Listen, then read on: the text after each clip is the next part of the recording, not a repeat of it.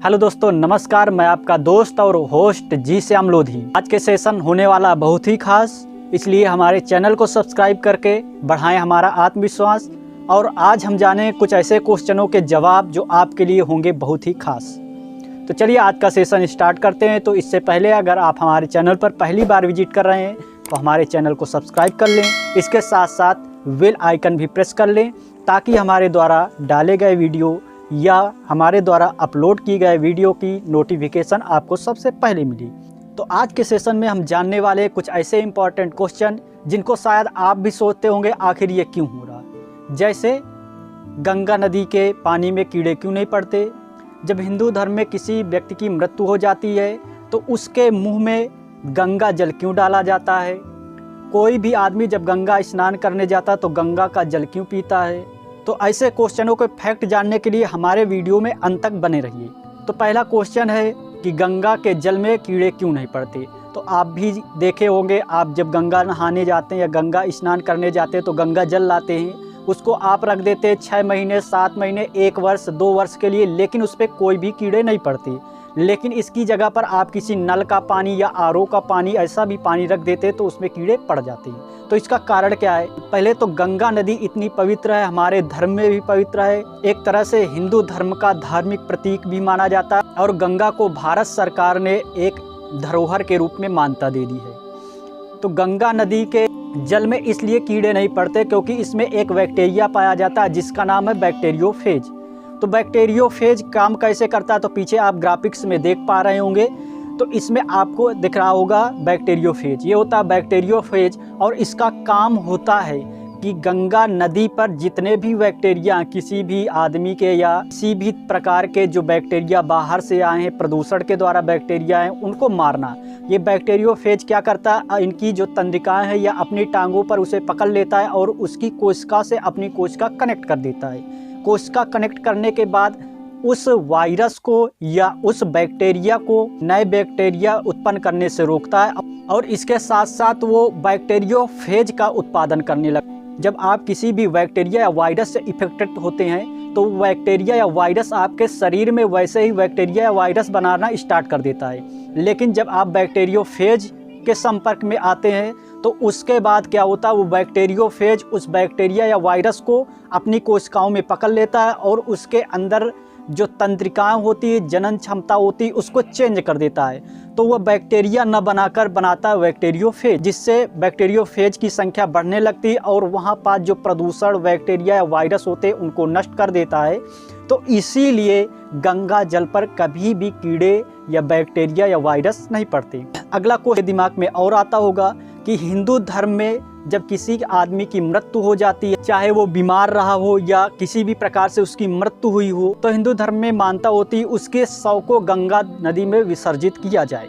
तो इसका कारण क्या होता है, तो इसका भी वैज्ञानिक कारण है। आपको पहले भी हम बता चुके हैं कि गंगा नदी में एक वायरस या बैक्टीरिया पाया जाता है जिसका नाम होता है बैक्टीरियोफेज।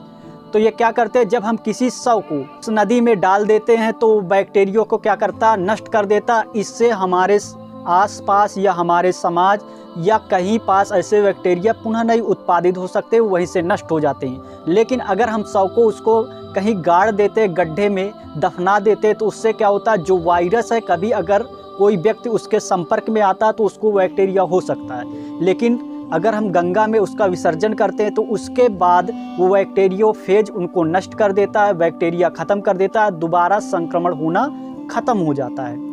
अगला क्वेश्चन आपके दिमाग में एक और आता होगा कि गंगा नहाने के बाद आदमी गंगा जल क्यों पीता है। तो इसका धार्मिक कारण होता है, कहते हैं गंगा बहुत शुद्ध है, ये पवित्र जल होता है, इससे मोक्ष प्राप्त हो जाता है। लेकिन हम वैज्ञानिक कारण आपको बताएंगे।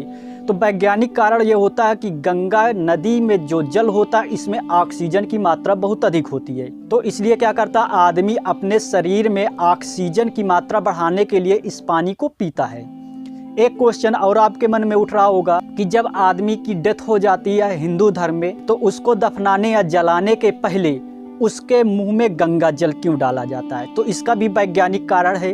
आप धार्मिक कारण भी मानते हैं लेकिन ये एक वैज्ञानिक कारण है। वैज्ञानिक कारण क्या है? बहुत से ऐसे केस होते हैं कि हमको लगता है इस आदमी की डेथ हो चुकी है, क्योंकि हम आम आदमी कोई डॉक्टर या कोई स्पेशलिस्ट नहीं होते कि हमें इसके बारे में पूर्णतः पता हो। तो कभी कभी लगता है हमको इस आदमी की डेथ हो गई है, लेकिन रियल में नहीं होती।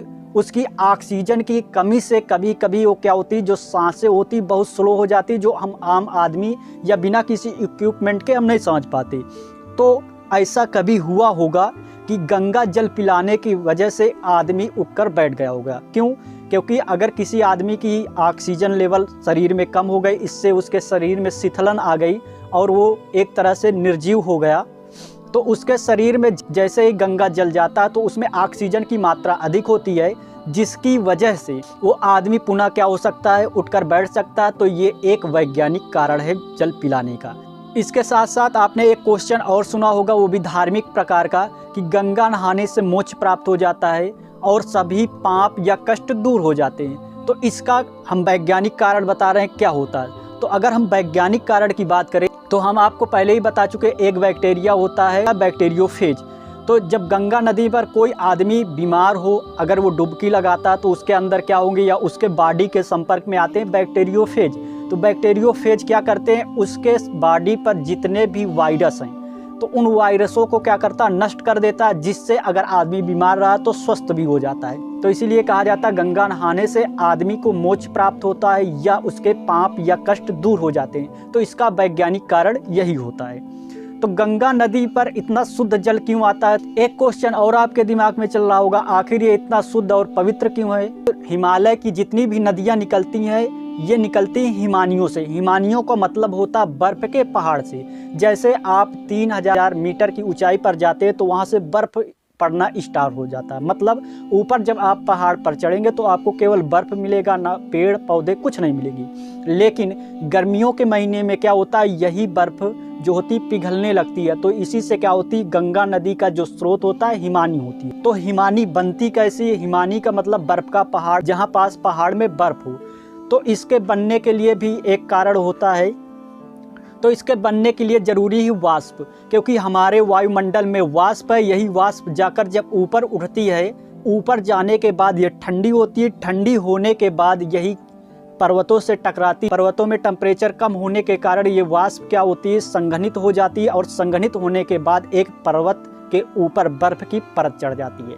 तो इसी से आता है गंगा का जल।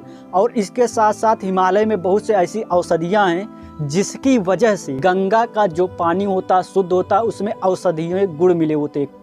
जब बर्फ पड़ती है तो वो औषधीय पौधे उसी पर दब जाते, और जैसे ये बर्फ पिघलती है तो उसके नीचे दबे होने के कारण कुछ ना कुछ पार्ट इसी पानी में मिल जाता, और ये जल के माध्यम से नदी में आता रहता, जिससे गंगा का जल इतना शुद्ध होता। तो आज की वीडियो कैसी लगी कमेंट में ज़रूर बताइए। अगर आपने हमारे चैनल को सब्सक्राइब नहीं किया तो सब्सक्राइब कर लें और बेल आइकन भी प्रेस कर लें, जिससे इस तरह के वीडियो के आपको नोटिफिकेशन सबसे पहले मिले। तो धन्यवाद, नमस्कार।